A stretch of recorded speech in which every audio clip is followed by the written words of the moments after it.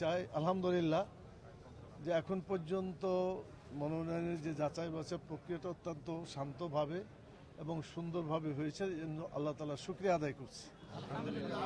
আলহামদুলিল্লাহ আপনারা যারা আমাদের এই ঘটনাগুলো এবং কাজগুলোকে দেশ জাতি শুধু নয় সারা দুনিয়ায় প্রচার করার কাজে আপনারা সহযোগিতা করছেন, আপনাদেরকে অসংখ্য ধন্যবাদ।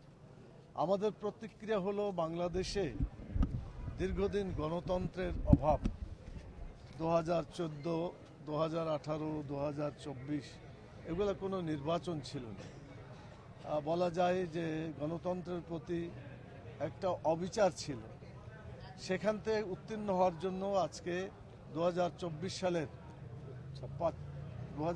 সালের 5ই আগস্ট যে জুলাই বিপ্লব সংগঠিত হয়েছে, যারা জীবন দিয়েছে এবং যারা আহত হয়ে এই কাজ সম্পন্ন করেছেন তাদেরকে স্মরণ না করলে, তাদের প্রতি দোয়া উচ্চারণ না করলে এটা পরিপূর্ণতা লাভ করবে না। সেজন্য শুরুতেই যে সমস্ত শহীদরা শাহাদত বরণ করেছেন এবং আহত আছেন সবারই জন্য আল্লাহর কাছে পুরস্কার আমরা চাই।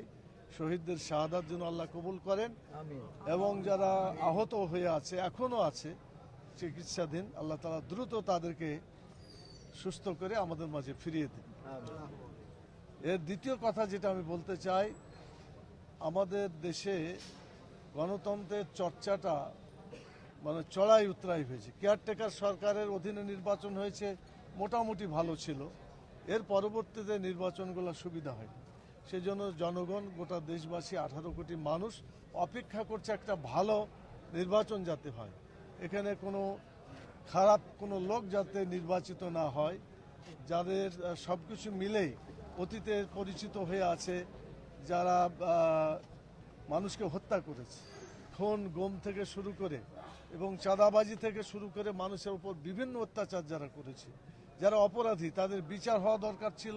আমরা 5 দফা দাবি বলেছিলাম নির্বাচনের আগে বাস্তবায়ন করার জন্য, এখনও সেটা হয় নাই। লেভেল প্লেয়িং ফিল্ড এখনও হয় নাই। আপনারা নিজেরা সাক্ষী আছেন যে বিভিন্ন দল বিভিন্ন কায়দায় তাদের এই লেভেল প্লেয়িং ফিল্ডকে ব্যাহত করছে। আমরা আশা করব লেভেল প্লেয়িং ফিল্ড হবে এবং নির্বাচনটা সুন্দর হবে, এটা আমরা আশা করছি। আর আমাদের ফিল্ডের অবস্থা আমাদের চাইতে আপনারা বেশি ভালো জানেন, যেহেতু আপনারা অনেক দৌড়াদৌড়ি করছেন এবং আগামীতে আপনারা দেখবেন ইনশাআল্লাহ বাংলাদেশের মানুষ পরিবর্তন চায়। উই ওয়ান্ট জাস্টিসের পক্ষে আপনারা। অতএব আগামী দিনে সুবিচার প্রতিষ্ঠিত হবে, আর ইসলাম কায়েম হলেই সুবিচার প্রতিষ্ঠিত হয়। সেজন্য আমরা আশাবাদী আগামী দিনে ইসলামী শাসন কায়েম হবে এবং এর মাধ্যমে